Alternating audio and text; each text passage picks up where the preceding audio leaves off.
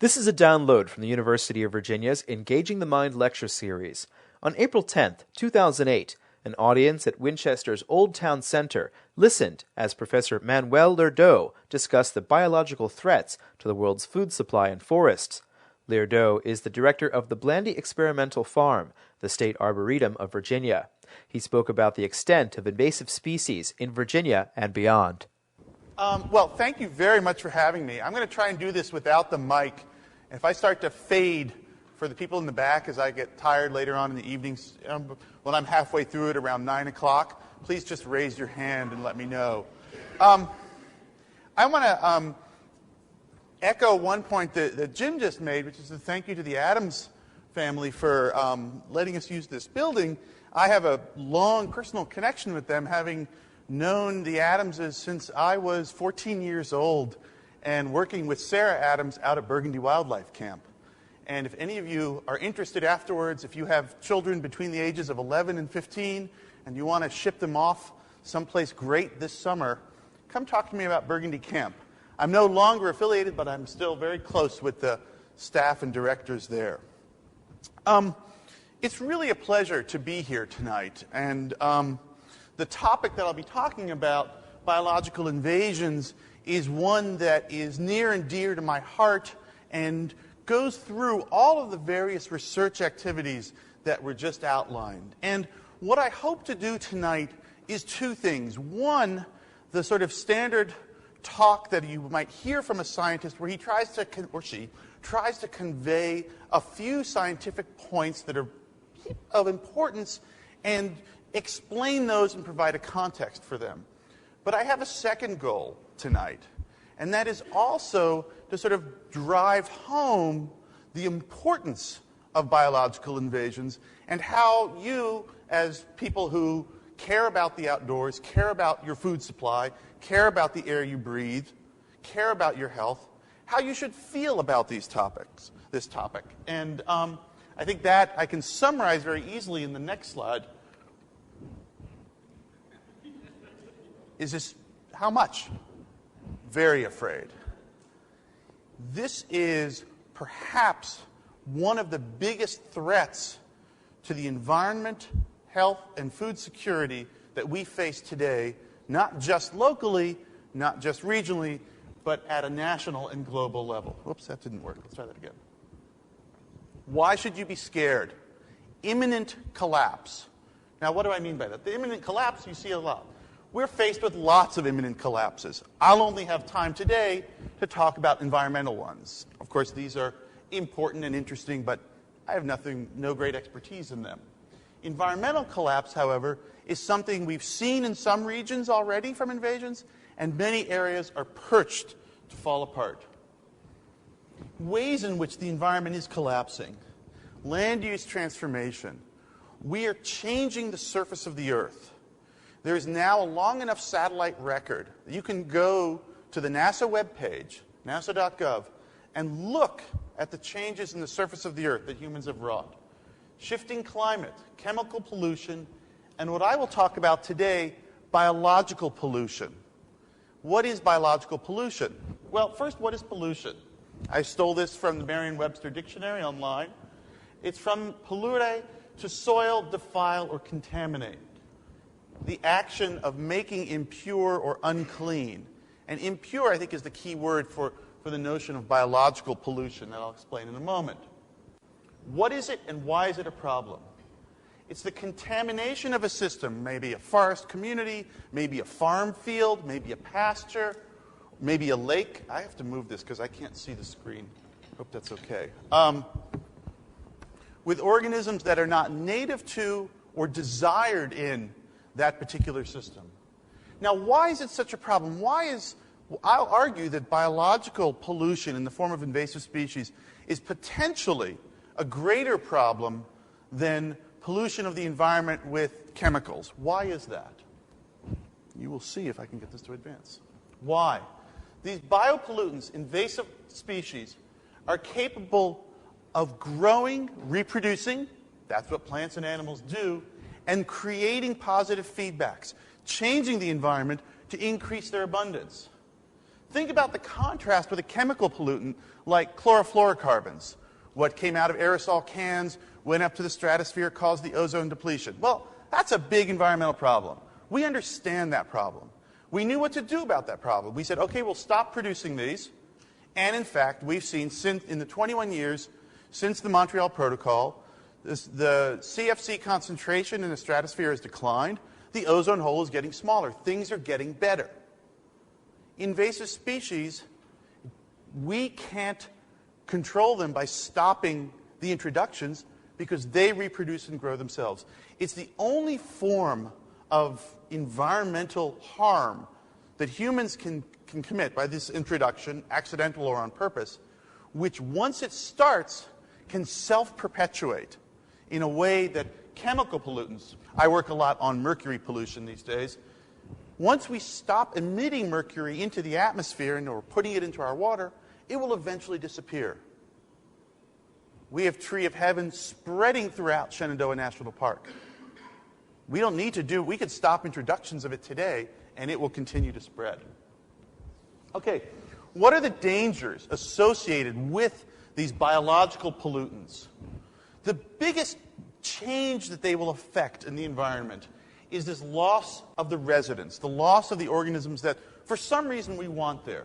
Be they plants, be they animals, be they native species, the native trees that we lose. We lost the American chestnut at the beginning of the 20th century because of an invasive species, a fungus that invaded through that system, or agricultural plants.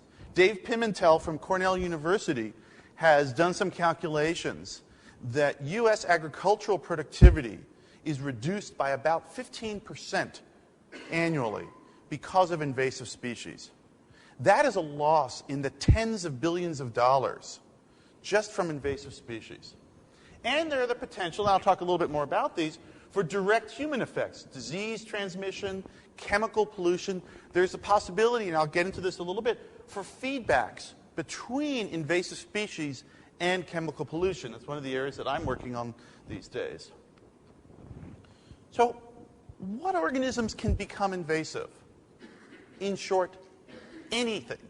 Any group of organisms, plants, insects, mussels, fish, reptiles, birds, fungi, bacteria, all these major forms of life have members that are capable of becoming invasive or are already important invasive species. One point to remember is that biological invasions are not simply unidirectional. There's not a case simply of Asian species coming to North America. There are North American species that are invading in Europe and Asia. There are important invasions going on in Africa, in South America. It turns out, and this is one of the really interesting scientific questions, that there are some big general patterns. On the whole, Asian species do better coming to North America than vice versa. We don't know why, but people are investigating that. I want to walk you through now a few examples of invasive species and talk about sort of the myriad effects that they can have. Probably the most famous invasive aquatic animal is the zebra mussel. This map, I don't know if you can see it from the back here, shows the zebra mussel's status through the United States from when it was actually originally introduced, we think came through the St. Lawrence Seaway sometime in the 1950s. And then by 1997 here, it had spread throughout the East Coast, and it's now continued to spread. Fairly harmless-looking creature. They like living on other organisms. They can carpet a beach from the Great Lakes here. What do? Why is this such a problem? Well, in the Hudson River, zebra mussel invasion has been just phenomenal over the last 15 years. And zebra mussels, like all other mussels, are filter feeders. They pass material through their gills and filter out the nutrients and the food sources for them. As a result, they do two things. One, they make the water clearer. They increase light transmission through the water, and they change the nutrient balance. What this has done in the Hudson River, it has virtually eliminated the food sources for the small native fish. When the small native fish go away, the larger native fish go away, and we've seen a collapse along much of the Hudson River, where zebra mussels have invaded, of the local fish ecosystem and all the animals that are associated with them. So this is really, I mean, it's a tiny, tiny animal who, because of its ability to reproduce, it's not a question of multiple introductions, the way we introduce gigatons of CO2 into the atmosphere. A few introductions can lead to an effect that we see here. Japanese honeysuckle. This is one that you are probably familiar with. This is actually one of my most favorite stories about an invasive plant. Japanese honeysuckle was introduced into the United States probably at the beginning of the 19th century. One of my former students, Isabel Ashton, actually worked on Japanese honeysuckle, and she spent a lot of time in the New York Botanical Garden in their historical records trying to figure out when honeysuckle arrived. And it looks as though around 1820, or when we first see records of people planting Japanese honeysuckle in their gardens. We don't have the sort of historical data on spread because it's been around for so long now.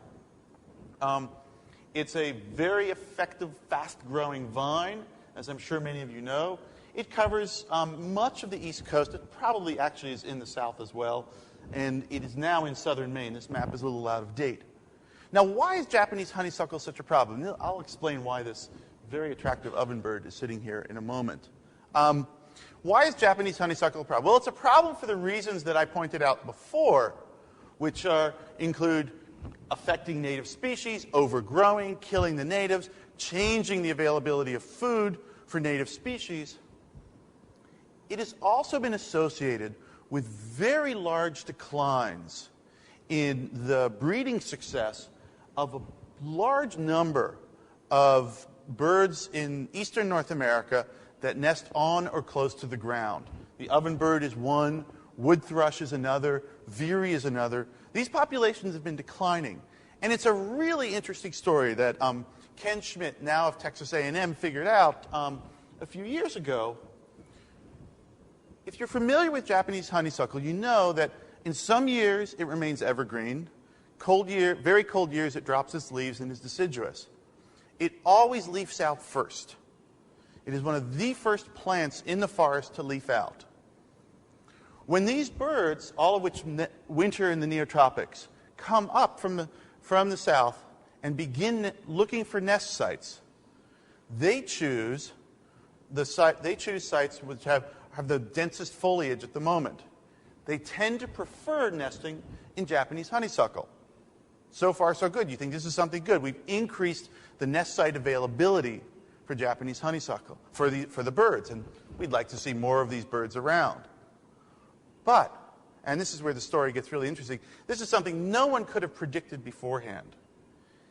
If you look, as a person might, or a person who's over 4 feet tall might, you see this as a very dense, hard to see through material. You think, oh, this is a very safe place to build a nest.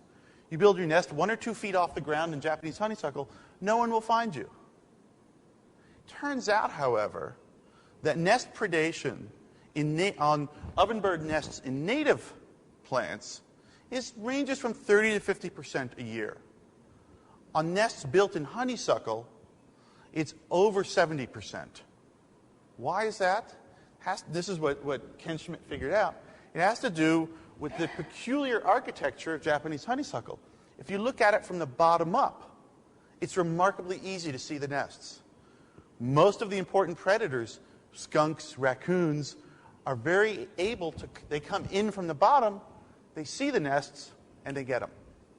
So we have very high predation, but the birds are seeing the best thing to nest in from their perspective. No one could have guessed this. Unintended consequences. Okay.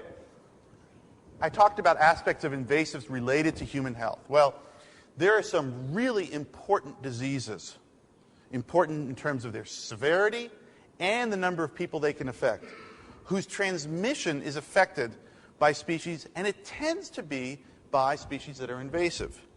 This is the Asian tiger mosquito, so-called for the stripes you can see on the leg there.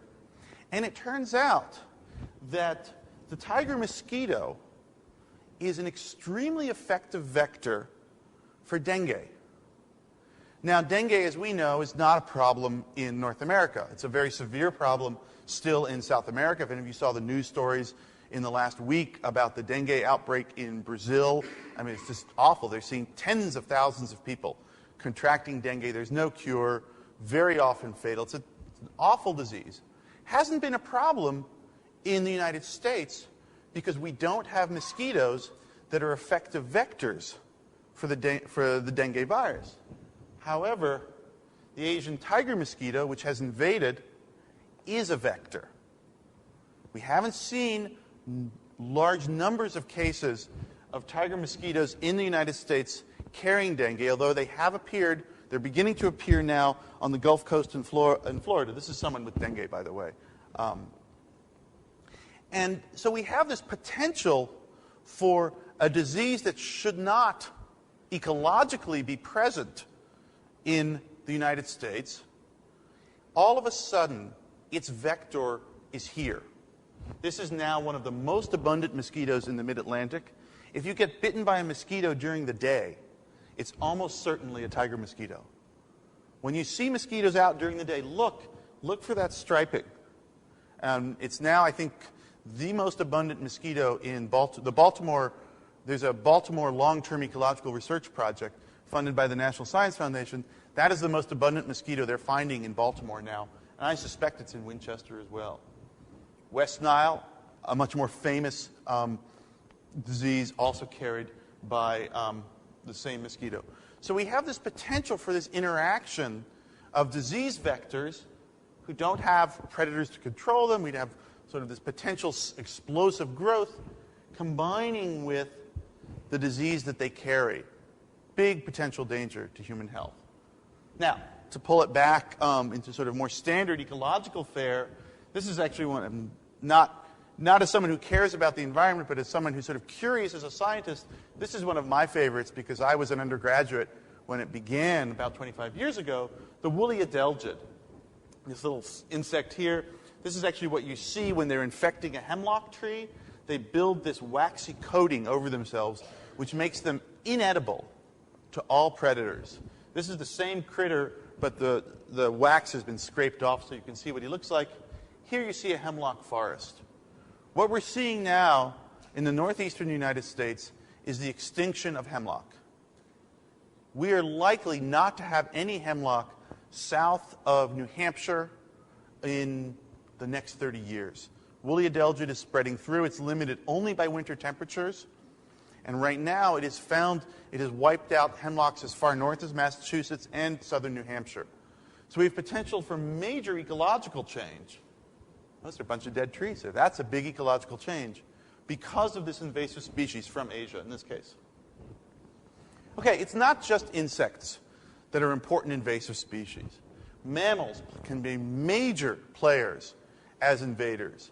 Not such a big problem in continental systems, but on islands that have evolved without mammalian organisms, often predators. Rats can be predators. You develop fauna, seabirds, thick-billed murres, common puffins in this case, who are very susceptible because they nest right out in the open. Rats have been associated with numerous extinctions of seabirds on many islands in the Pacific and Indian Ocean. Rabbits also, I didn't put a picture of a rabbit in here. I spent a while before graduate school working on the Farallon Islands, which are a major seabird colony west of San Francisco. At the turn of the century, there were virtually no seabirds nesting on the Farallons because there were rabbits present, and the rabbits ate the eggs of the seabirds. Rabbits were exterminated actually by the Coast Guard. The Coast Guard set up a lighthouse there, and the Coast Guard sailors shot the rabbits for food. Now, the Farallons are home to about 100,000 western gulls, 2/3 of the world's population, simply because of the extermination of an invasive animal. Mink are extremely important invasive animals on island ecosystems. Mink were introduced into Hawaii and have just wreaked havoc on the bird populations there. Okay, I want to bring it closer to home for us now. This is one of the invasive stories that I'm really interested in, and people at Blandy Farm are Ty Ralston and Dave Carr. The soybean aphid. This is one of the two major pests of soybean. Soybean, you may or may not know, is the most important row crop in the state of Virginia. More important than corn. And the soybean aphid has appeared in the northern United States and is moving south and just can devastate a crop. According to the extension agents in Virginia, soybean aphid can reduce productivity by up to 40%. So this is potentially a huge problem. Now, soybean aphid has not been a big problem in the state of Virginia because it has a very interesting life cycle. It spends the summer on soybeans, and it spends the winter on buckthorn, on invasive buckthorns, which are now beginning to appear in Virginia and spread through. So we don't have a big soybean aphid problem at this point. You see just a few spots where it's been detected in the state. But as buckthorn spreads, we're going to be creating the habitat for soybean aphid. This is a lady beetle eating them here. I'll come back to that slide later on in the talk. So we have this potential for this feedback between an agricultural problem, an invasive plant, and what could be a major effector on Virginia agriculture. Now, I've tended to show, except for the mink, fairly unattractive organisms as invasives. That's not really true. A lot of invasives, particularly plants, are beautiful. They're truly lovely to go to a wetland and see it covered with purple loosestrife, to see a marsh filled with yellow iris. I urge you to come to Blandy if we get a good rainy spring. Come out and see the yellow iris at the Hewitt-Lewis Overlook that are filling the marsh there. They're gorgeous. Norway maple, beautiful forests. Even columbines are invasive in some places. But the thing to look at in a picture such as this, or a picture such as this, or one such as this, is not what's growing there. Look at what's not growing there. The native species are wiped out. All of the insects that cannot eat purple loosestrife are gone. All of the birds that need cattail to build their nests are gone. All of the mammals that depend on cattail reeds to build their nests are gone. Similarly with yellow iris. It's what's not there that's what's so scary. Now, Norway maple is, to me, one of the most interesting of invasive plants. It's one of the very few invasive plants that seems to be successful in mature, undisturbed forests. If you go into Shenandoah National Park or into some of the forests at Blandy, you won't see many invasive trees. There are a couple, but most of them are growing out in the open. Norway maple is, in some ways, the super invasive of the eastern United States because it can grow in the understory, through the understory of the dense, undisturbed forest. And once it's there, nothing can germinate underneath it.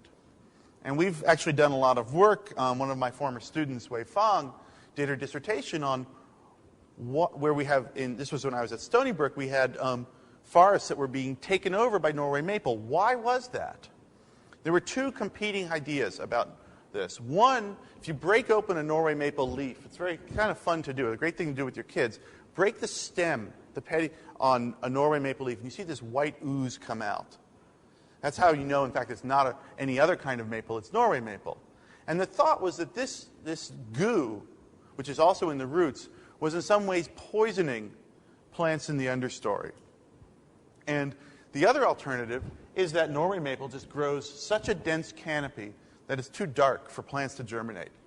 And this was a really fun dissertation because we got out there, 4 of us with chainsaws, and cleared out partially the canopy to let more light in.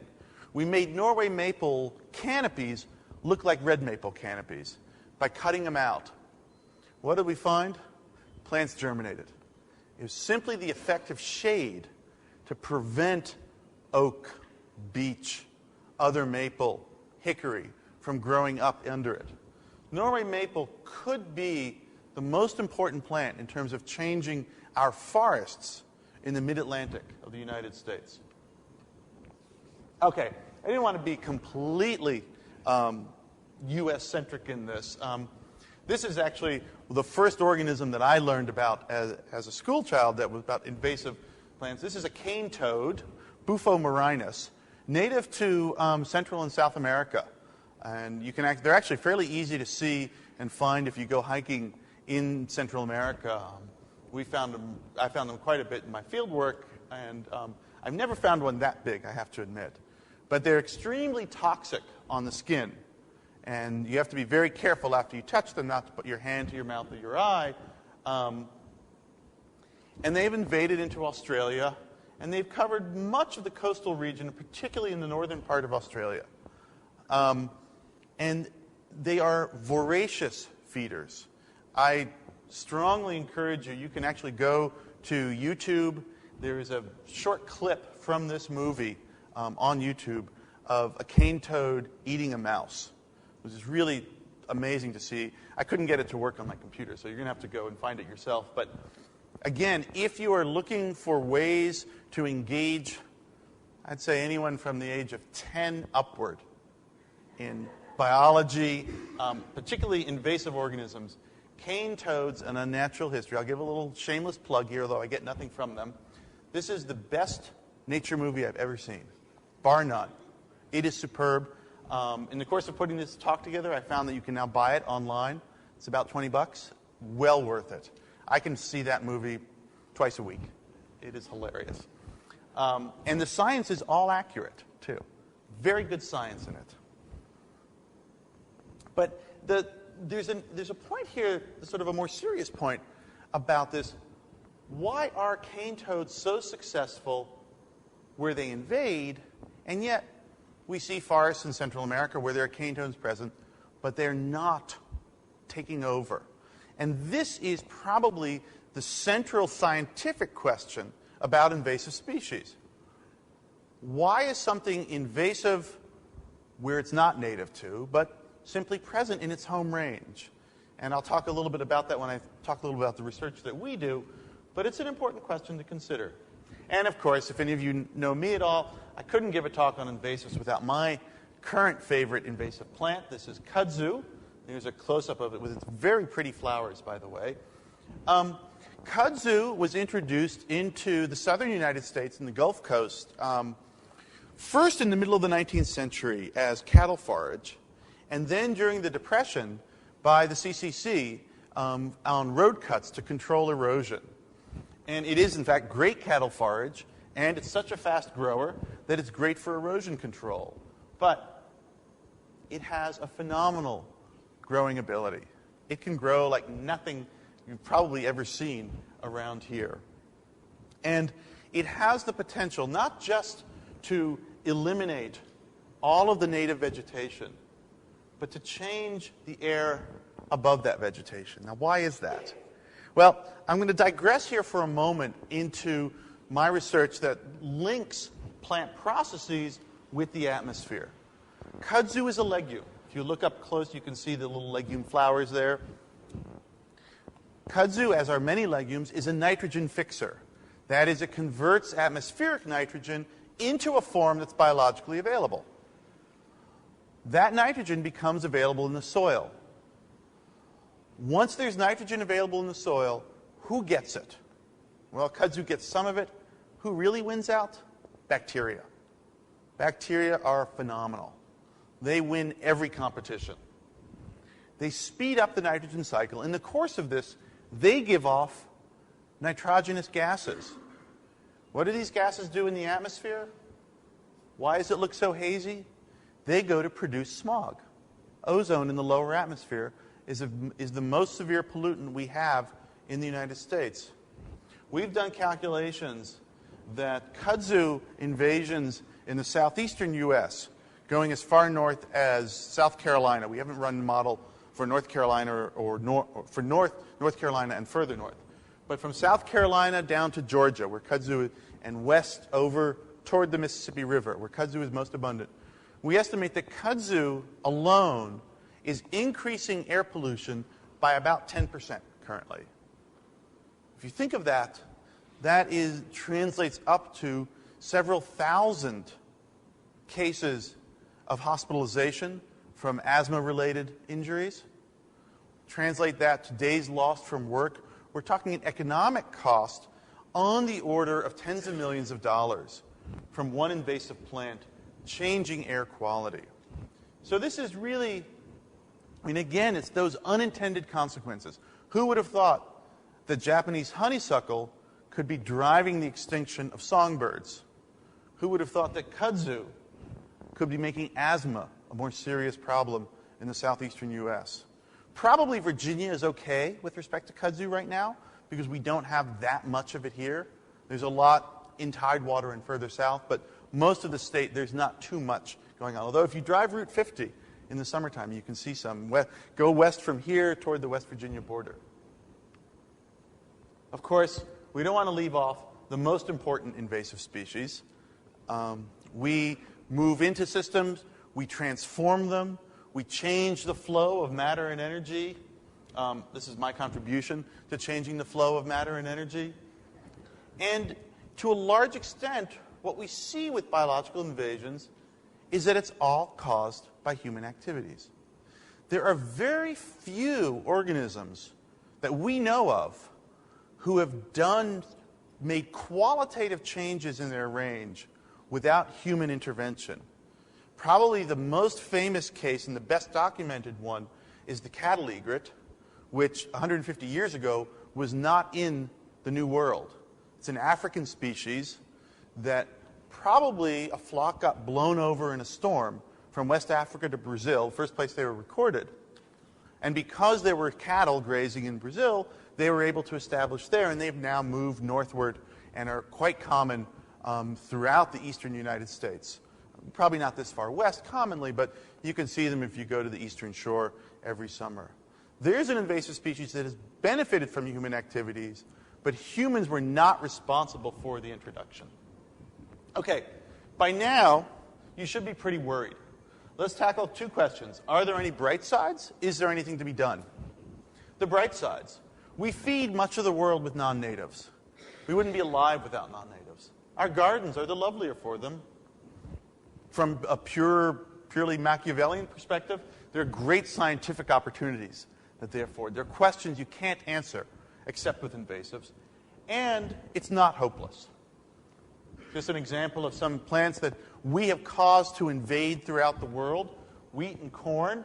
This is where wheat is native to, the Fertile Crescent region of the Middle East, going from approximately from Israel now over into Turkey, was where wheat was originally found, or the ancestors of wheat and the first wheats were grown. Corn was native to Mexico down to about Nicaragua, now found throughout the world. Interestingly enough, rice was widely distributed globally and has not really rice has not expanded its global range as it's expanded its importance as a human food crop. It's really been an increase in intensity rather than extension in the case of rice. You have to show pretty pictures when you're working at Blandy. They're full of them. This one is actually from Kansas. And Blandy itself there, an aerial view. We'll come back to that in a moment. There are some interesting scientific questions we can get at with biological invasions. We can ask questions about how particular species affect ecosystems. We can ask questions about why explosive growth occurs. This is really a mystery. Most species do not grow explosively most of the time in population. Invasives do. What's different? What's going on that allows that explosive growth to occur? And we've learned a lot about disease in nature and the role of disease, parasitism, various aspects of that are really from working on invasives. Some of the questions that we've been working on, why do only some species invade? We're coming up to some of the most beautiful times of the year in Virginia, spring. Go through people's gardens. Look at all the non-native species. Almost all of them do not become invasive. Why is that? As a biologist, that to me is an incredible mystery. Why do only some systems get invaded? Some places simply do not get invaded by exotic species or have never been invaded by exotic species. The Pine Barrens of New York and New Jersey and Albany area don't get invaded by exotic species. Why is that? Some get invaded incredibly fast. Why is that? And as with the kudzu, what impacts transcend biology? And this is how the world works. To me, that's sort of one of the fundamental questions, when we can link biology to how the atmosphere works and make these large-scale connections. Okay, I want to talk a little bit about control of invasive species. I've been involved a bit on research and control, and it's, I think, something that we all have to bear in mind. First, prevention is the best cure. Simply keeping invasives out. Now I'll talk a little bit about ways we can get at that. Early detection and rapid removal, what's called EDRR, or EDRR in the invasive jargon world. Getting things as soon as they appear, before they become a problem. And that is tied to the very first point I made. They reproduce. They only need to get there once, maybe twice. Once they start going, then it can be out of our control. Direct removal is almost always the best way to get invasives out, especially with plants, pulling them out. Biological control, I'll talk about what that is, where direct removal is impossible. Chemical removal, spraying. We do some chemical removal of invasives out at Blandy, trying to control the ailanthus that every year is invading into our fields there. And landscape disturbance. I'll show you some pictures of how you can actually manipulate the landscape to reduce invasives. This is probably the single most important way that aquatic invasive plants are spread, on propellers. This sign is actually from Texas. They now charge you $2,000 per plant when they find hydrilla grown on your propeller blade as you're traveling away from a lake. If they actually counted, that would be a fine in the hundreds of thousands, if not millions of dollars. They usually only charge you for one event. But this is a very major problem, and it's a very tractable problem. Direct removal here, it's just some examples of people removing invasives from a trail in the Rockies and tamarask in the Grand Canyon. Biological control. Here are soybean aphids again. You saw them before. This is a little wasp injecting her eggs into the soybean aphid. The eggs hatch. The larval wasp eats the soybean aphid from the inside out, gets more wasp. Why is biological control so effective? When it works, it's the same advantage as biopollution is problematic for the same reason. The wasps are reproducing themselves. You need a very small application to potentially get a very large effect. Now, usually to get biological control to work, you need this organism here. This is we have like wasps have a caste system. There's a queen and there are workers. Well, we have professors, we have slaves, we call them graduate students, doing research here on biological control. Landscape modification, I wanted to show a picture from California. This is actually at Stanford. This is the Jasper Ridge Biological Station here. This is the plant who's being controlled. This is avena, this wild oat, native to the Fertile Crescent, has just spread over much of California, pretty much eliminated the 90% of the native California grassland. Here it is getting burnt out. This is actually the local fire department participating in the burn here. And what we see are species that, Lastenia here, that otherwise would be extinct. And before this process of controlled burn started at Jasper Ridge, we had native flora on about 15% of the grassland there. That was the 15% where the bedrock was serpentine. The rest of the material was covered with oat. Oat can't grow on serpentine. Now we've got it back up to almost 50%, simply from landscape scale modification. Now, what can you do? Well, you can support Blandy Experimental Farm, because we care a lot about invasive species. Tom mentioned, I'm very glad he did, we have a lot of opportunities for volunteers to come work with us. I see Louisa Fredrickson, the director of the Foundation of the State Arboretum, is sitting there. I won't hit you in the eye with that. And we are expanding right now our efforts to recruit volunteers, and volunteers who want to work on invasives are more than welcome. And it's actually kind of fun because you get to help the environment and you get to go out and kill things. It's sort of my ideal vacation. And we have a lot of student research going on at Blandy, which the foundation helps to support. Gallium is a small invasive ground cover, which was many years ago planted as an ornamental at Blandy. Not for research purposes, it was for the garden purposes. And we have this sneaking suspicion that Blandy's ornamental efforts there may be the original source of gallium in the state of Virginia. If you look at the distribution of gallium, it sort of all seems to be centered around Blandy. And Dave Carr, one of our faculty members, has a graduate student now who's working on the biology of gallium and how to control it. The buckthorn project I mentioned, Ty Ralston and Dave are taking the lead on. My work in kudzu. And we have a very active summer research program where we bring in undergraduates from UVA, from all over the country, to come and spend the summer doing research at Blandy. Quite a few of those end up working on invasive species. I want to see if I can actually go back here. I want to say one more thing about Blandy. I want you to take a close look at this picture before I end. What you see here is a very heavily human-modified landscape. And this is, in my view, where ecology needs to be done. There's very little, the marginal value of working in remote, pristine regions is very small these days. Because A, there are very few of them, and they're getting to be fewer every day. And B, that's where most people have worked most of the time. Where we really need to figure things out are on these modified landscapes. What you see when you drive around Winchester, when you drive outside of Winchester. And this is where invasive species tend to be found.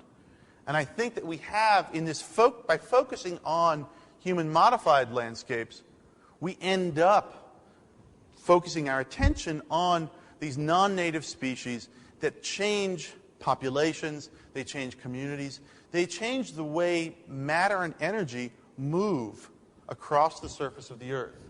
I want to stop here, but before I finish, I want to give a couple of acknowledgments to people who, knowingly or not, donated slides to this talk. Dave Carr and Ty Ralston had sent me slides, and Tim Farmer, who I think is here, yes, donate the really nice-looking slides of a lot of the organisms. They came from there. The ovenbird came from Burgundy Wildlife Camp. I cropped my hand out of it from when I was holding it. That's a very old picture now. And Ken Schmidt, who did the work on the honeysuckle, helped me a lot in putting things together for this. And I want to close by, again, thanking you for coming. I hope this has been interesting, and I hope you're a little worried. I hope you're a little more concerned. I disagree with what Althea said.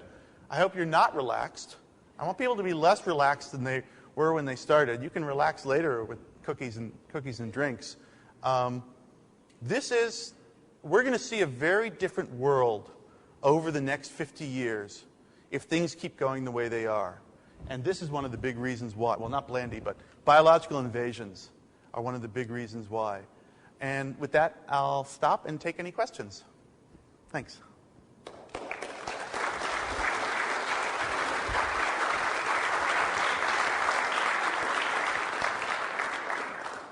Yeah. I can't hear you, I'm sorry. The wine industry is growing in Virginia, and grape crops are also growing.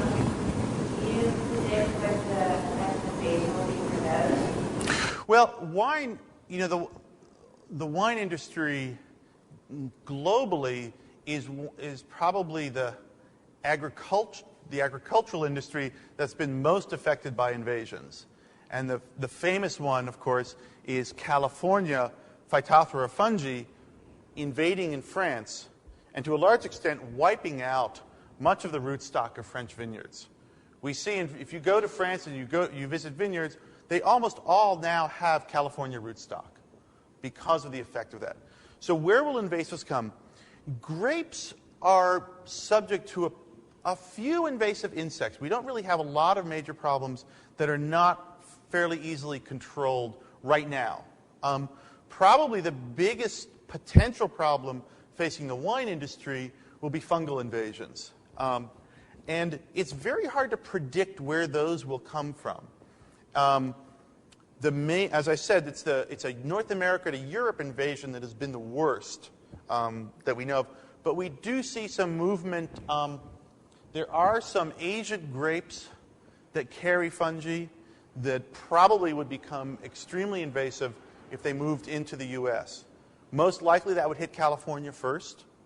My suspicion is that the wine industry is probably going to be relatively safe compared to corn and soybean, which I think are the two most vulnerable agricultural crops in Virginia right now. Yes? I wanted to ask about whether all species of buckthorn are equally problematic, but before we finish with the wine, I know that there have been letters written to raise awareness of the effect that pesticides and fungicides will have on the environment when used on grape growing, especially when near children, that there is a detrimental effect on the environment, especially when grapes are growing near schools. Right. And that we should be aware that we may modify it in some way or govern how it's done. Well, this is sort of, if you go back to that first slide when I talked about the environmental threats of chemical pollution, this is actually something that California has become very aware of.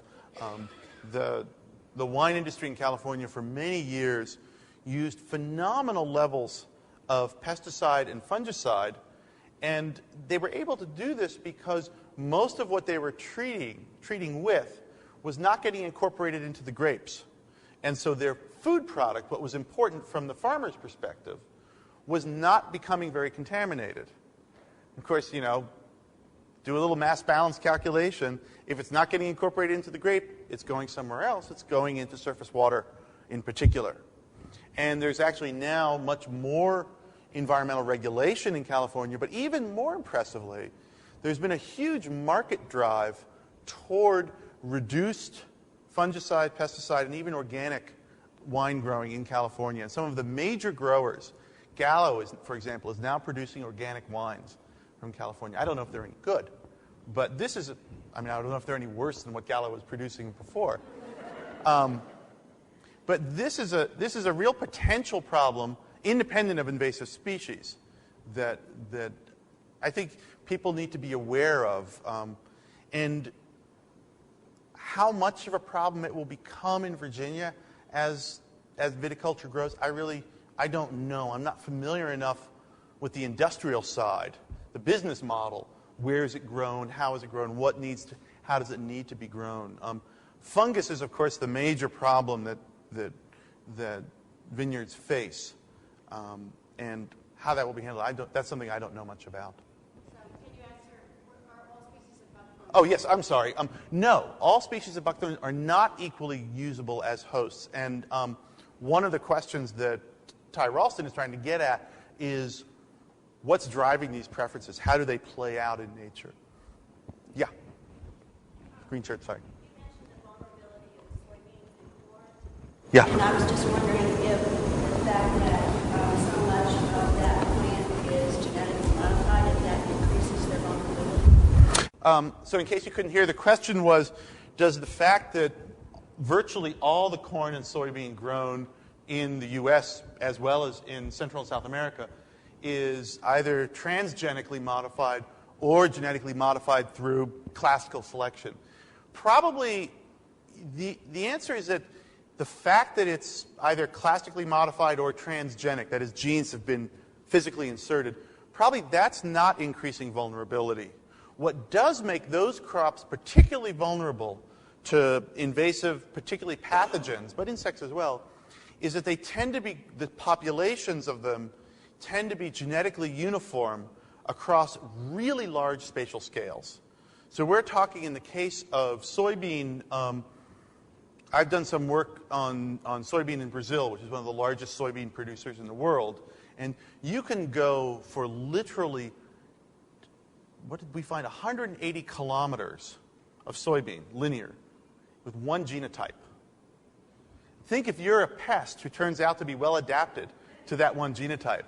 Boy, it's like those 2 5-year-olds I showed you in an ice cream store all alone. I mean, they just go to town. So it's not genetic modification per se that that increases vulnerability. It's genetic uniformity.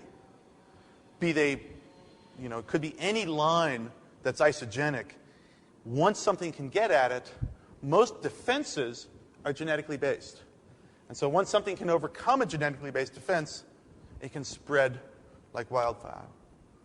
Yeah? Do you have any idea what it would cost approximately to eradicate, say, 200 acres of an area that's overgrown with kudzu? The cost of materials and manpower, and also to keep it down for the successive years. Well, this is one of those cases. I mean, it's a really important question. I'm going to expand your question and then come back to the specific one. The expanded version of that question is, how much does it cost to remove it? In any situation, I mean, we have to ask these questions. What is the damage it's causing, and how much would it cost to end that damage? In kudzu, actually, this is one where farmers have been far ahead of the conservation and the science community, in that they've known now since the 1940s that if you want to get kudzu out of your field, you put your cows in it. And 3 years of grazing, heavy grazing, is enough to remove kudzu at very little expense, very little marginal cost for the removal. The challenge with kudzu comes, however, when it gets out of the field and into the forest. How do you get it out of the trees in the forest? Cows aren't not that great at climbing up, and the expense goes up when you have to bring the cranes in to lift them up. So what do you do then? Then the problem goes from virtually zero cost for removal to astronomical. There's virtually nothing you can do short of clearing the forest to remove the kudzu, or going through manually, cutting all those stems as they come down the ground. Enormous labor cost to pursue that. I don't know what 200 acres would cost, but I mean, it's really an intractable problem once it's in the forest, and it sort of comes back to the point I made before, which is that if you can, kudzu almost always starts in an open field. If you can get it quickly, before it gets to the forest, it's not hard at all to control. I've been working with Scott Ollinger at NASA, who does remote sensing. So he flies airplanes over the eastern United States. And his goal as a scientist is to try to identify different species from airplanes and then from satellites. And we've been working to try to develop ways to identify kudzu, very small patches of kudzu. So kudzu on the scale of 5 meters, patches of kudzu 5 meters in size, remotely, ideally from space, though we haven't succeeded with that yet. We are able to do it from an airplane. And we can see kudzu as a nitrogen fixer. It's one of the only nitrogen fixers in the eastern U.S. And you can actually see that nitrogen with remote sensing tools from the airplane, and we hope from a satellite soon. And so that sort of early detection system is probably in the long run the cheapest way to control something like kudzu, because once it gets into the forest, you're pretty much done. Yeah? I live over in Loudoun County, and a few years ago we had a problem with kudzu. I can't remember how many years ago, but it seemed to be spreading. And now we don't seem to have such a problem with it. I know it's in small pocket areas, but it didn't continue to expand as far as I can tell. And secondly, relating to that is, when you talk about controlling invasives, what are your goals? I mean, like honeysuckle, I live on a small farm. It's been there for a long time, and right now it seems at a stable level. It's not expanding and taking over. Do I just leave that and say, let it go and concentrate on something else? How do I know where to put my efforts? What are we really trying to accomplish? So, I mean, let me just repeat your question so that everyone can hear. There were two main questions, if I understood you right. One was, what about situations where an invasive plant seems to have gone from epidemic to endemic? That is, you don't see it spreading and taking over more than it is, but it's not going down either. And then connected to that, where should someone who wants to work on controlling exotic plants focus their efforts? Well, I think that the answers are going to be very locally specific. I don't think there's a single answer at the scale of the state of Virginia, for example. I think there's probably an answer. There might be answers at the scale of Loudoun County. So, for example, we've done a lot of work over the last 10 years tracking the spread of kudzu northward. I would say that people who are in any area, Loudoun and north, where kudzu is not really succeeded yet, that should be a focal plant for property owners to pay attention to. Further up in the northeast, barberry is a big problem, really big problem. And it's right at the edge of being controllable in the forest understory. Japanese honeysuckle, if it's in a plot already, it's extremely hard to remove. If it's not expanding, maybe pay attention to other things. Look to see ailanthus coming in on the edge of your woodlot. Ailanthus is a very tricky tree. I don't know if you know it. It's a tree of heaven, or if you ever read the book A Tree Grows in Brooklyn, that's ailanthus. Well, ailanthus is one of the only trees found around here. It's not native here. It's native to East Asia. It's one of the only trees found around here capable of clonal growth. That is, it can send a runner underground and put up a new shoot above ground. And so what we find, and this is going on in Shenandoah National Park right now. If you hike in the White Oak Canyon area, you can see this. It's stunning to see. There are a few clearings. When ailanthus grows from seed, it needs to grow in full sun. It needs an opening, a clearing. And there are a few clearings, probably naturally occurring ones, where ailanthus established. And there are some very big trees in the park. They have sent runners now into the undisturbed forest. And you can see ailanthus 30 feet tall in the forest. How did they get established there? Well, you can go back and you can find 50 feet away, 80 feet away, the inverted commas mother tree for them. So that's one that's probably a particular danger. If you have a woodlot on your farm, I would be very worried about Norway maple coming in. You can take it out, of course, but then you're going to lose the woodlot itself. Better to take it out at the seedling stage when you can. On the whole, I think that over the last 15 years, there's been a real impressive growth in understanding and awareness with invasives by the extension services and by organizations that plant lots of plants like VDOT.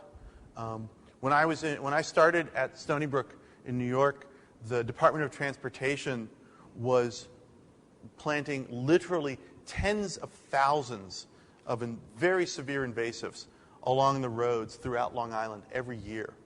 Now, they don't even carry them in their stock anymore.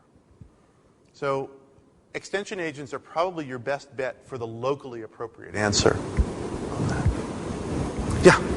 You draw any distinction between invasive species that spread because of man-made activities versus natural selection and evolution, let's say? Today's native species led to yesterday's invasive species. Well, as I said, we know of very few species that have, say, crossed continental boundaries without human assistance. We don't have any trees, for example, in the eastern U.S. that crossed continental boundaries without human assistance. So in that sense, it's pretty easy to draw that distinction. Where things get really confusing and where your question is hard to answer, which makes it even more interesting to me, is this notion of an exotic plant, one that we've brought from somewhere else, that can exist for 100 years, 150 years in people's gardens, and then all of a sudden become invasive. And the question then is, why did they do that? Was it natural selection, some evolutionary change in the plant that occurred Or was it just sort of some demographic process with no evolutionary change? And if you really have trouble falling asleep at night, I can give you reams of scientific papers on that very topic. I tend to fall into the camp of thinking that it's not usually evolutionary change that's driving that, that it's sort of a more simple demographic model. If you look at a simple model of exponential, you see I need a chalkboard, of exponential growth, for a long time you can be fairly flat and it looks like no growth at all. And then all of a sudden you start shooting upward. And that lag phase is something we don't understand yet. So the answer is there's native versus exotic is a very easy distinction to make. Did it get here because of human activities or not? But exotic versus invasive is a much tougher distinction to make because organisms don't always sit well in one group or the other. Yeah? Almost following up to that, I seem to remember from biology that whenever one species in an ecosystem takes off, usually it's the ecosystem responds to that with some kind of predator to keep everything in balance. Why is that law not applied? Well, it's not that the law is not applying, it's a question of timescale.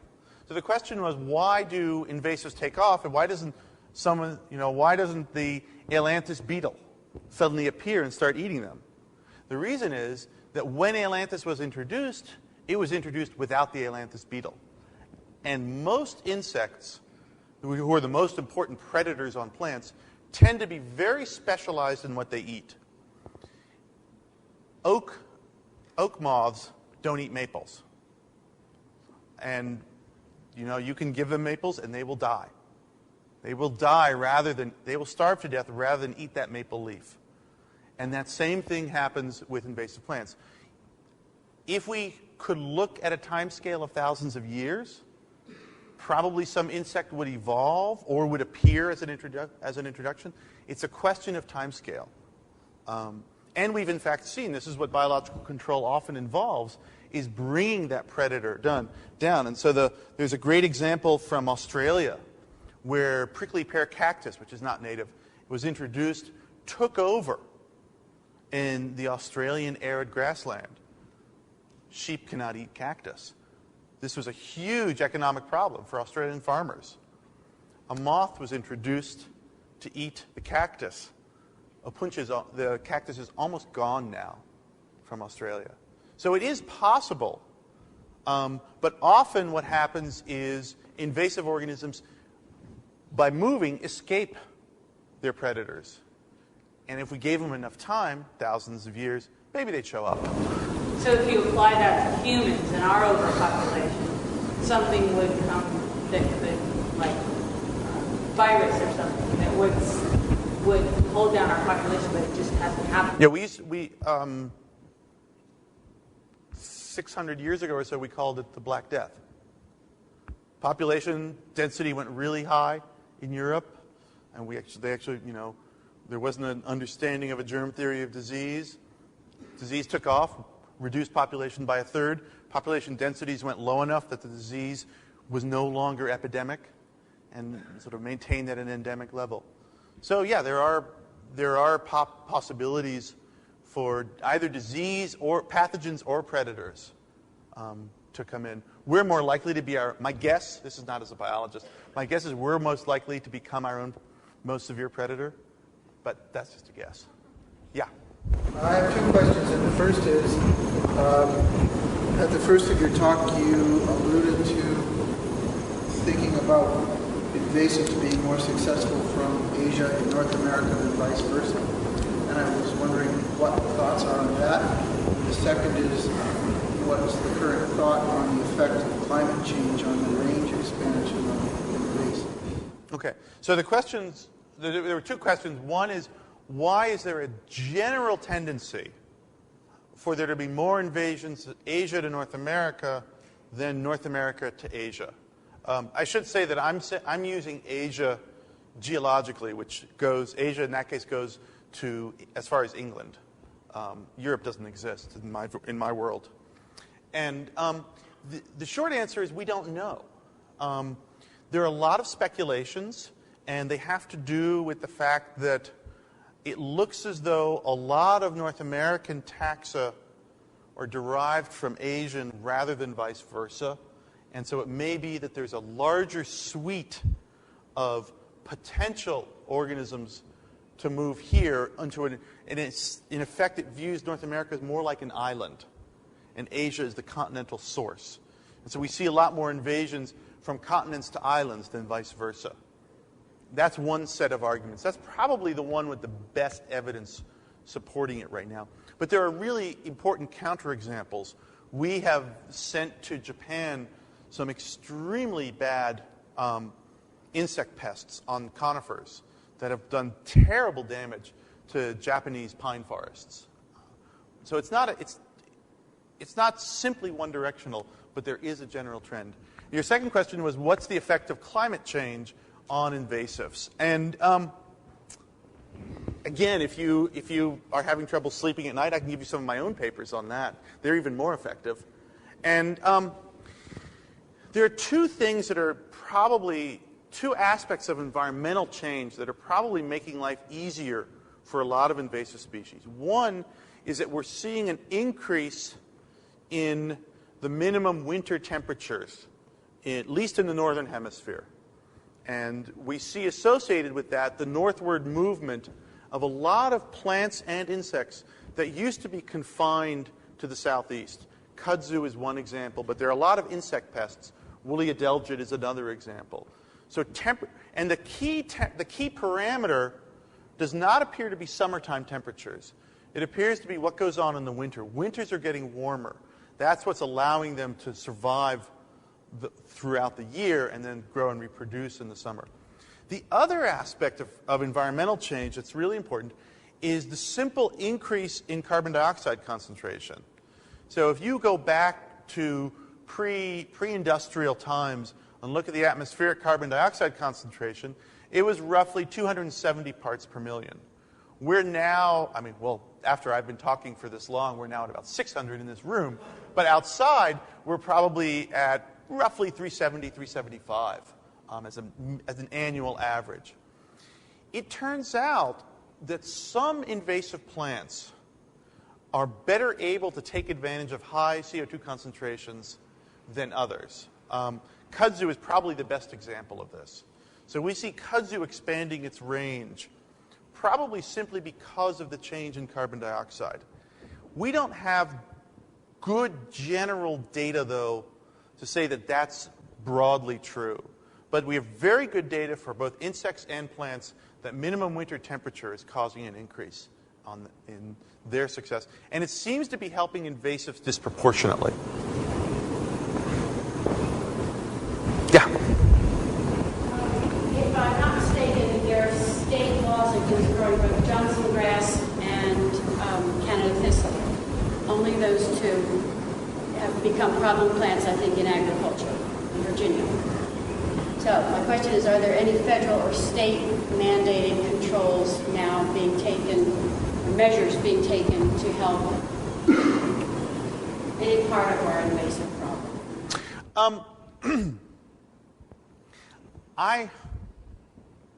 I do not know the current state of federal law with regard to mandated controls.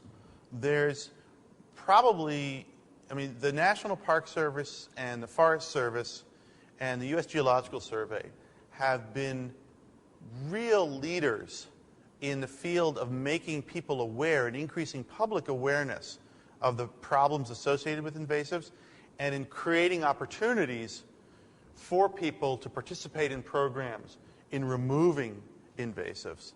I don't know, I'm not a lawyer, I guess is the short answer.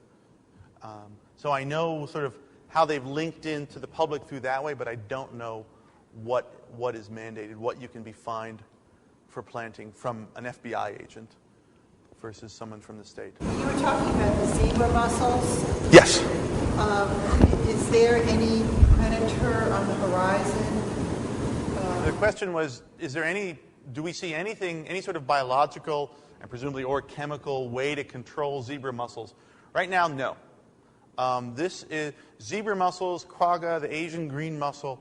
We're seeing sort of, in effect, a biological attack on our waterways that is causing a phenomenal change in the major waterways of the U.S. The Mississippi, the Hudson River, the Missouri River, they're all being affected.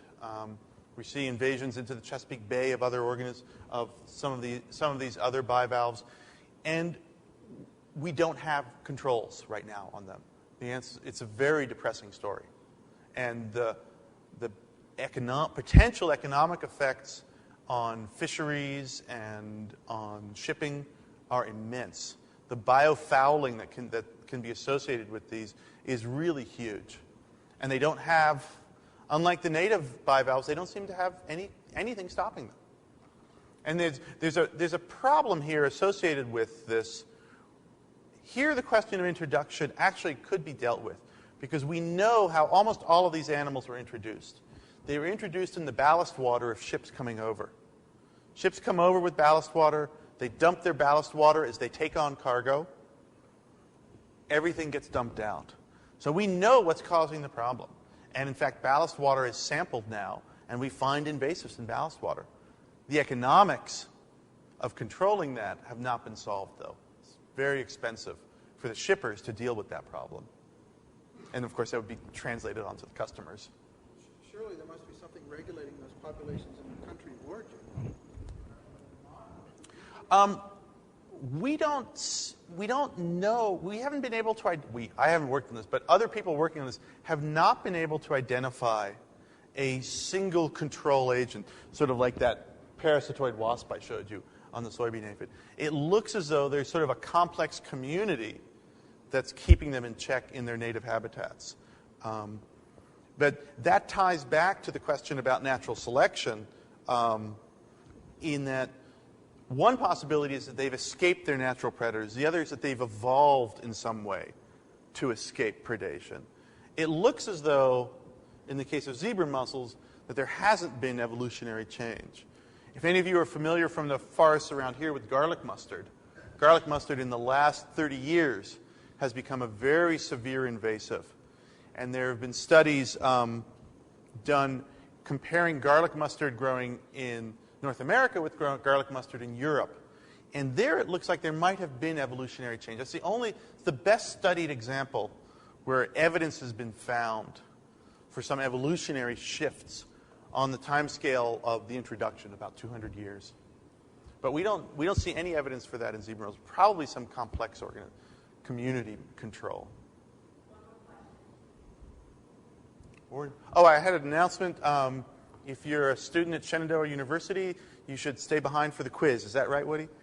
No, that was a joke. Okay, well, thank you very much for your attention.